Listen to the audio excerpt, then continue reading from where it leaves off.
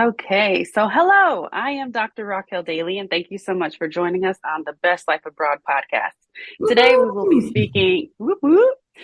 Today we will be speaking with Jocelyn and Ian, who relocated to Honduras, and they are going to share their insights and tell us all about their journey to living their best life abroad. So welcome, Jocelyn and Ian. So good to have you on Best Life Abroad today. Thanks for having us. We're Yes. excited to be here. I'm so excited to talk to. I love talking to family, so this is like I'm really excited to hear y'all's story. So tell us a little bit about kind of yourself, where you're even the idea of moving yourself and your family abroad. Like, how did that even come about? Okay. I'm originally from California, three generations. My whole family's born and raised in SoCal. Moved to the Bay Area, went to Spelman College, where I met my husband. He went to Morehouse. Yay! And HBCU love, yay! yeah, Still house I went love. to Hampton, and my husband went to Norfolk State. So Yay! yes, I love it. Yay! So that's our background. I began teaching straight out of college. I knew I wanted to go abroad since day one. I have a degree in Spanish literature. I had already Yes. studied abroad, lived abroad. So we were just waiting for the right time. And honestly, I probably was the one holding us back because we started having kids and I was like, oh, I gotta wait for the kids and I want the kids to be older. And then we had another kid and another kid. So now we're here with our kids. Uh-huh. And how old are your babies? 3, 5, and 8. 5 and 8. Oh my gosh, real babies. Yeah, they're Yes. little kids. Wow. Oh, I love it. I love it. My son was born in Belgium, so I love it. That's so great. Nice. How old is your son? Yay. My son is 5. I have a son who's 5 and my daughter is 1.5. Awesome. So you lived abroad, so you studied abroad, is that right? I studied abroad in You lived ab- Argentina and Dominican Republic. So you knew you all wanted to be in like a Spanish speaking place. I don't know if you want to say your little tidbit. Well, my family's from the islands of Trinidad and Tobago, and Okay. first generation in the States, and so my experience was a little different. So I actually didn't think about going abroad, probably for those reasons, until I got married, had some kids, and I would honestly say I was holding this back because I was like, well, doesn't matter, tomato. However, I think, seriously, and I think you have a different experience when it's not your home country. Because definitely being in Honduras, I'm like, wow, this is different, babe.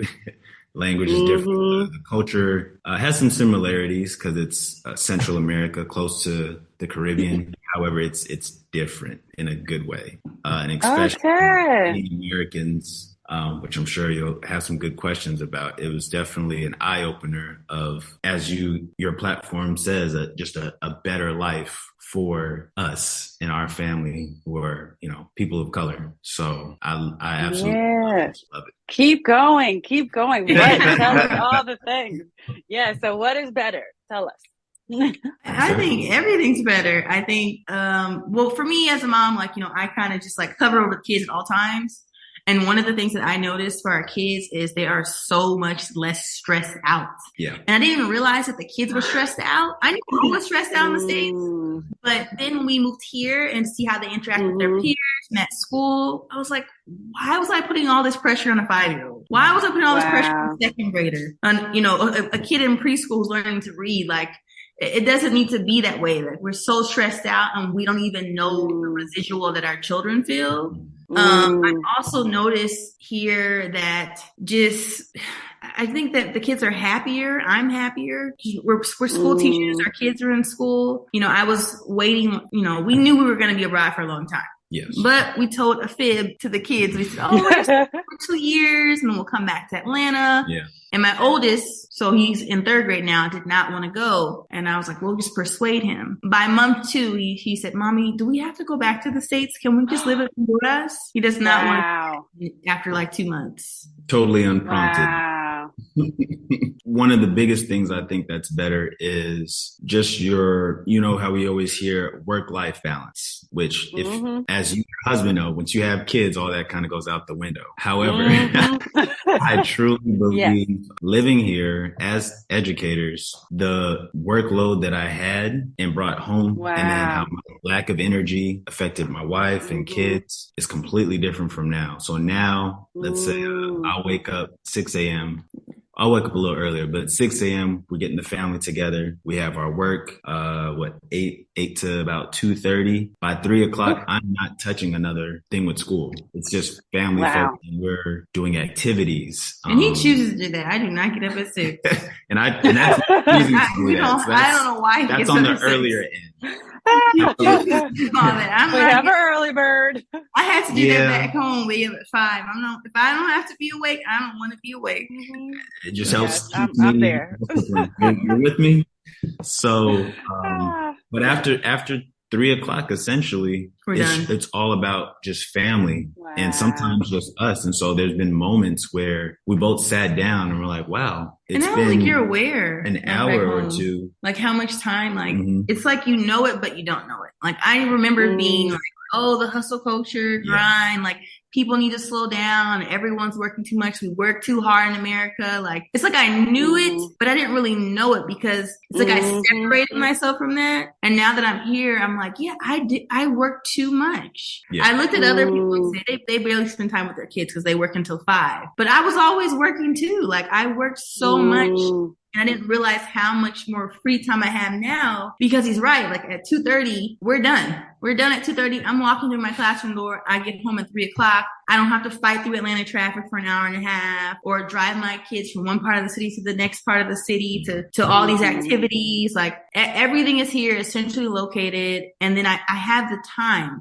My mind is free. It's clear. So just being able to be a mom, a wife, a woman, like free, like I don't think we could have this. And just the resources we have here, having a nanny and a maid. And when I go home, it's not like, no, I have to clean loads for 5 people or cook a meal for 5 people, or we have to clean. Like we can just go home and enjoy each other. Yeah. That is amazing. And were y'all both educators in the U.S. as well? Yeah, we were both educators. Yes.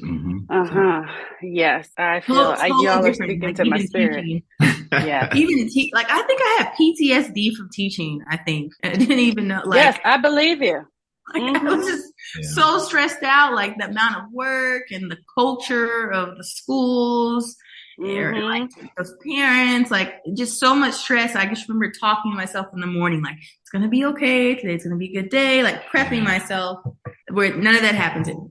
No, I love it. To build on that, another cool thing I've noticed here in Honduras with the school we're at is as soon as there were events for our kids, without question, the principals, vice principals were like, oh yeah, you need to go there. We'll make sure you have someone to watch your class. Wow. Full support. Or even at those same venues, you have various teachers, even sometimes teachers' assistants, because they have kids here. They'll take time out and they're at those events and it's completely celebrated and accepted. And that was a huge eye opener for us. Like, whoa, this is okay. I don't have to take a personal day. Yeah, it's like shamed upon, I think, in the States. Like, it doesn't even matter what sector you live in. Like, oh, she's always asking for time off for her family. Like, it's a shame. So. Yeah. And so in the States, I think combined, we've been in just about every sector in the U.S. Teaching realm in terms of teaching at a public school, private school, charter school. So this is definitely one of the first schools and atmosphere that has this type of culture. So it's a beautiful thing, but we're still like, wow, this is amazing. And the holiday is amazing. I mean, I'm not so much like that. I'm going to speak for myself. I assumed it would be like this. Okay. I was like, as someone back home, I would tell him all the time, like, it's so much better in other countries. So for him, in a state of shock, for me, it's like, finally, we've arrived. Yeah. And I think it's because coming from 2 different backgrounds, like, I guess we're both Black, but I always say he's like a different type because he's Trinidadian and like it's a completely different culture. Like, the only thing we have the same is our skin color. And so for me, I think he grew up more like, ooh, go to the States. That's the goal, is to get to the US or to America. Like, it's just, there's nothing that we're the best in everything. Why would you want to go somewhere different? And so for me, saying like, it's better over here. It's like, why do you think it's better? Like, there's this mentality or a lie that we believe that the States is the best in everything. And it's not. I think we're the best and thinking we're the best. And that's about it. Yes, absolutely. And y'all are totally speaking to my spirit when I say for real, because I'm an educator and so is my husband. And so he just left his role as an educator last year, and the pandemic really was what made that happen. So he was a teacher, but he also was an athletic director. And so once the pandemic happened, there were no more athletics. Yeah. But I remember having a conversation with him like a week before to be like, you're spending all these time with these other children and you have children over here. Yeah. So I'm not really mad if you decide not to go back next year. But it's like that mental load, you leave work, but okay, let me grade these papers. This one isn't eating. This one's not doing well. This one's not paying attention. How am I going to help? You have an emotional attachment to the kids because they're not robots. Absolutely. Yes. So I love to hear all that. So can you tell us where in Honduras you are and if you worked at like a local school or an international school? What's the type of school you're at? So we're currently in San Pedro Sula, which it has such a bad reputation. Yes, the worst reputation ever. I think when I went on YouTube looking up San Pedro Sula, it was like a million videos of the same guy saying it's the murder capital of the world. It's so dangerous. Yeah. And it's not that, St. Louis is more dangerous than San Pedro Sula. Wow. So we live there and we work at the international school in San Pedro Sula. Mm-hmm.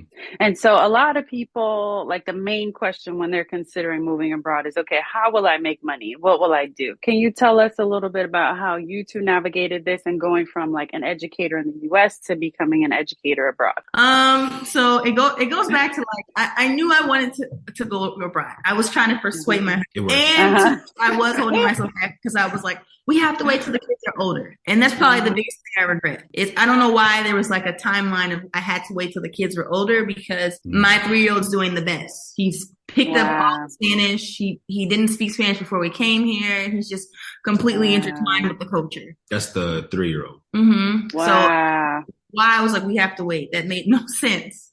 So the pandemic happened. And so but right before then, we had joined a teacher recruitment agency, Search Associates, which I'm sure you're familiar with, and AMISA. I was working at the international school in Atlanta, and it's a great school. Is it a true international school? I would say no, because everyone there is from Atlanta. Everyone's upper class Atlanta person. It's not really a mix of cultures. So we were there and I was talking to my employees, my coworkers and their experiences because it wasn't their first international school. But the pandemic really had us wait because when the pandemic happened, why would we take our children abroad and we don't even know the certainty of life right now or the world anyway. So we were just waiting for it to cool off. Once the pandemic settled down and, COVID cases were lower, that's when we was like, okay, now we can do it. And we started interviewing and we knew we wanted to be in Latin America because I speak Spanish. My oldest speaks Spanish. So many people in the States speak Spanish. And we wanted to be close enough to be able to fly to the States or for people to come visit us versus, if we moved to Italy, we'd probably just be there and no one would come visit us because it's so far. Yeah. So and your kids go to your same school too? Yes. So all 5 of us come here every Monday through Friday, and it's we weren't sure exactly how it would work. Because those YouTube videos. Maybe the first time working together. Oh yeah, that too. We never worked at a school together, right? And I was just like, what are we gonna do? Are we gonna level or argue everything? Now, on the way to work. I can go either way. So to each his own. That's all I got to say. And it's definitely worked in our benefit. So coming from the States to here, academically, it's a bit of a challenge, and I'm still trying to figure out, me personally, I don't know about my wife, is it because of the pandemic? So we have friends and family in the States, and then we have our kids. And so academically, teaching wise, it just seems like, whoa, the grade that so I teach 3rd grade currently, and a lot of my students are on a 2nd, some even on a 1st grade level across the board. And so, I'm just thinking about that. And it was good to see how some of the students in the States are pretty much in the same boat. With the pandemic, just everyone being virtual for 2 years, I think of, because my son was in kindergarten when the pandemic happened, and I'm still seeing the ripple effects for those kids who were online for 2 years. And I really think it hit hard for English language learners. I really like that our school has a plan for that. I really like that in our school, we're talking about how we all are at the same school However, like our youngest kids are at the early learning center. So technically they're like across the street from the campus. We're here at the main campus because he's a third grade teacher. I'm a fifth grade teacher. Our son's in third grade. So it's like enough space, but we're all close and everyone's working together. I also think that here kids are treated like kids. I really feel like that we're so data driven in the States and test score driven, and like that we forget that emotional and like whole well-being of the child. And I definitely see that as my son, like at our old school, he was one of very few Black kids in the whole school. And here, technically, my son is one of very few Black kids. You know, the kids are brown and they're also Honduran, but the way he's treated is completely different. The way he's treated is insane, because I tell Ian all the time, like, we're actually foreigners in this country. We are actually foreigners. We are not from here, but we are treated better and we are welcomed. And my son is a child and he's human. They don't like exaggerate his age or, exaggerate his behavior, versus in the country that really is our country. Like, some people see us as foreigners in a place that we've been, my family's been for the past 100 years. So to put it another way, we get to experience and see it celebrated is Black boy joy, where he just happy-go-lucky, full of energy, full of life. And it's celebrated. When we had our parent-teacher conference, the teacher was like, yeah, I don't have any behavior issues with Monty. Which was a shock. Which was a shock. Right. He has not changed. He had a behavior every 10 seconds. Compared to the States where, anything it was a he constant did, thing that came up with any he's little... too loud. He doesn't sit. He's always fidgeting. He's this, he's that. My son is exactly the same here. Yeah, he hasn't. He's grown as a child does. However, he's the same person, and that was an immediate. Like, my poor wife was nervous because she was like, "I haven't heard anything about Monty. I'm waiting to hear something." Heard nothing, and it was nothing. And then even up to the parent-teacher conference, it was like, "No, your son's doing the things age appropriate, period." And so that's definitely been another joy that we've had since being out here. Yeah, isn't it amazing? Just feel like, wow, we made the right decision for our kids. That's just so powerful. Just even hearing y'all describe it, like, my kid can be who they are naturally with no one trying to make them conform into this box. I love that. So you talked a little bit about like your transition into the culture. Were there other things transitioning into Honduras culture that you had to adjust to? It was harder for him. It's harder for him. For me, my Spanish is that of many who's taken Spanish in high school. So it's like, it's something you did, you checked it off, but you don't know the language. All you can say is hola. And even that, it's pronounced the wrong way. So I know the first week, for those of you who don't speak whatever language, whatever country you're going to, it's going to get real fast. It's just going to, I felt a huge amount of anxiety and questioning myself, like, did I make the right choice? And one of the burdens I've learned through my wife that I put on her was, because she's better at the language, that, she's just going to lead the way with any and everything Spanish. Yeah, we stopped that. And that was I couldn't do it. Like, I speak Spanish, but I don't want to do everything. Right. Like, you talk to the water guy, you go to the grocery store, you talk to this person. Like, no, you got to try. Pretend like I'm dead. What would you do if I was not here? That's a bit much. Pretend I did not exist. We'll say invisible. There we go. Yes, I do not exist. I'm not around. What do you do? I had to kick him out the house and say, go figure it out. It's the only way you get better. And she's right. So I'm grateful to have listened to my wife, where she was just like, I'm going shopping today. And I didn't want to go shopping, fellas. I did not want to go shopping. Get shopping. Now I got to do it in another language. You brought the wrong ketchup. In Spanish. However, I think it goes without saying, part of the experience was learning to be comfortable with the uncomfortable. So shopping is thing. I do play sports. I play basketball. So I was able to assimilate with some of the locals who, ironically enough, in Honduras, football or soccer is the predominant favorite sport. Then second to that is basketball. Yeah. So I played basketball with some locals, and the universe is just so amazing. Right time, right place, where, people that we knew were instantly like, "Hey, do you play?" Yes, I do. Tall black guy.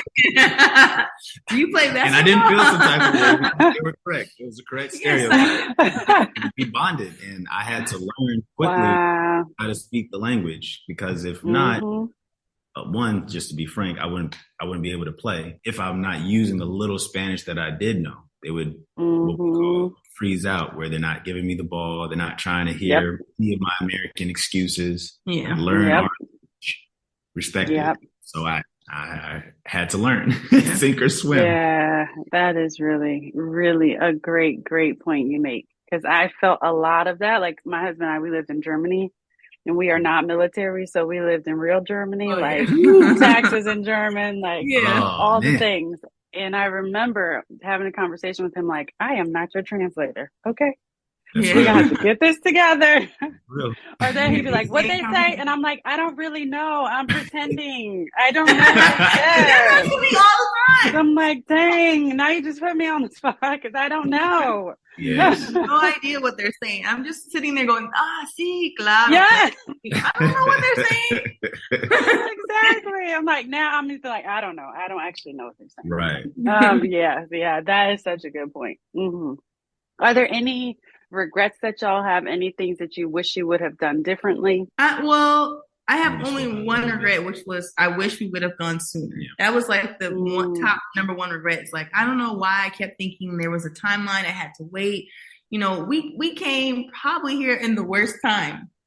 Like honestly waiting, we were like, oh, we're going to wait. We got to pay down bills. We got to blah, blah, blah. We came here with more kids, more bills, more student loan debt, no money.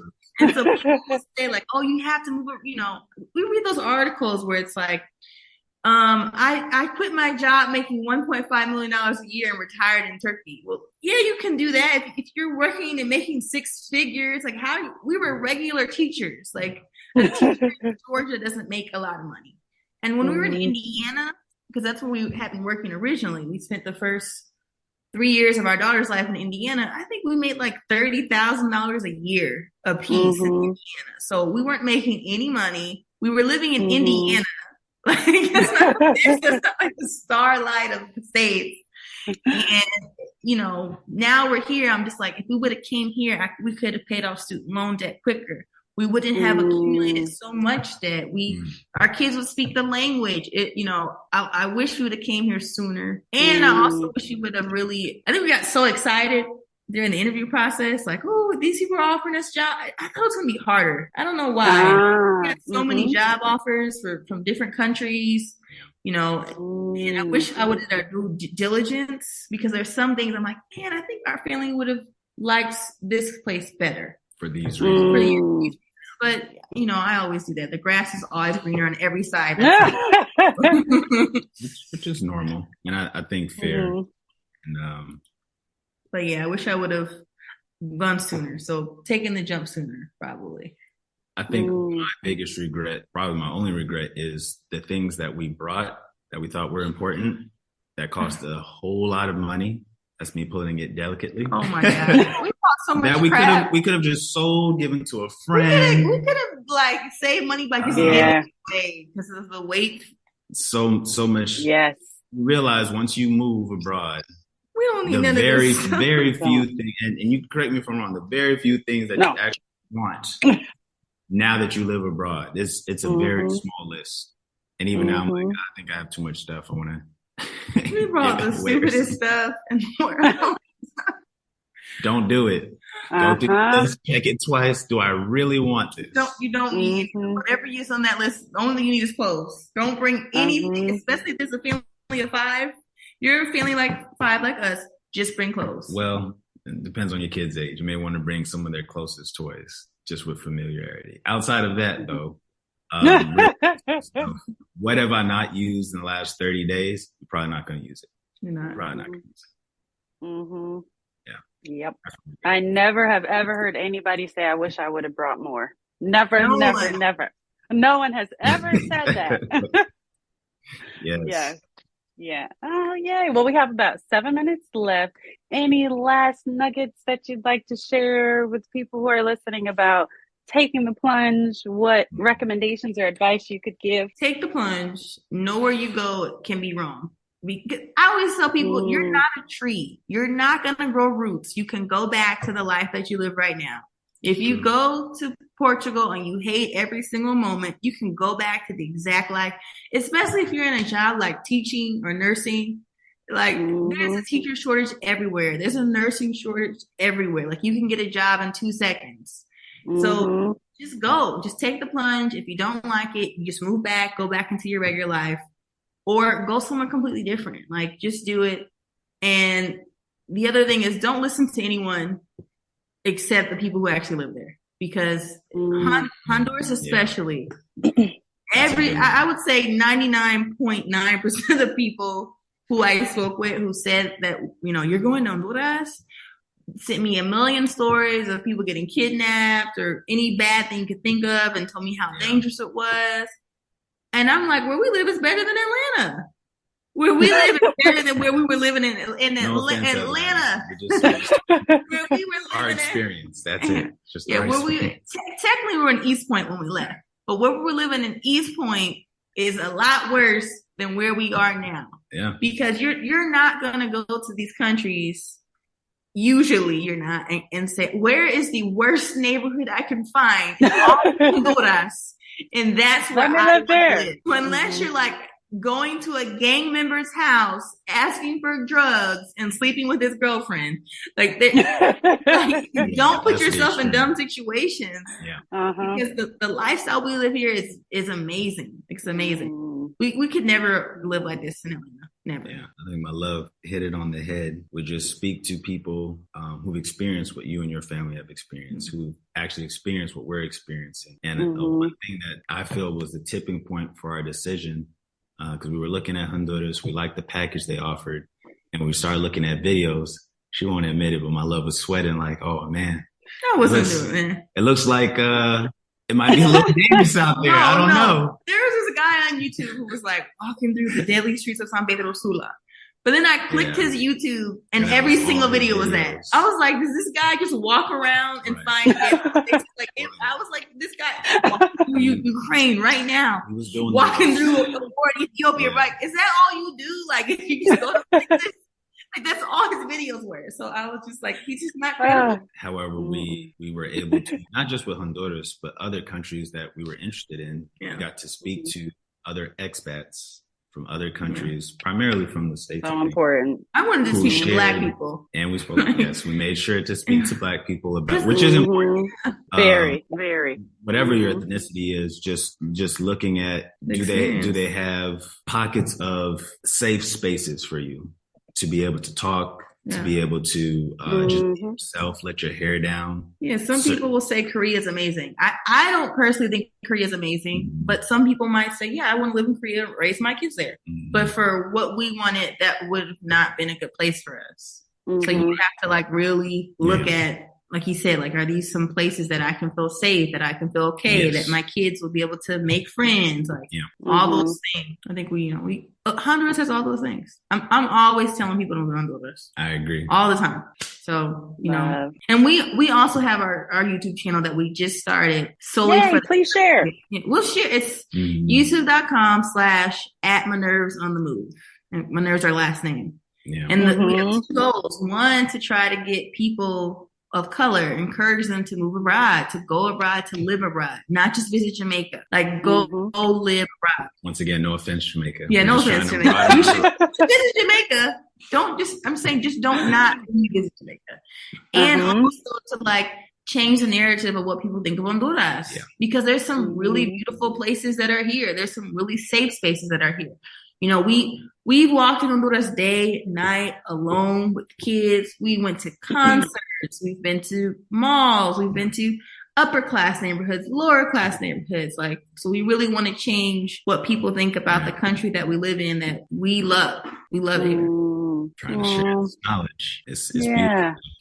Yeah, I love all of that. Thank you both so much. It was so great talking to you. And just hearing about your journey to your life in Honduras. I love that. Just so, and as an educator, like as educators, what that transition was like. So that's really great. So if any of you are interested in moving abroad and need some help taking the leap, I am here to support you on your personal journey. Head to my website at www.yourbestlifeabroad.com for information on how to get started. Thanks again for joining us today. And there is no time like the present to live your best life abroad.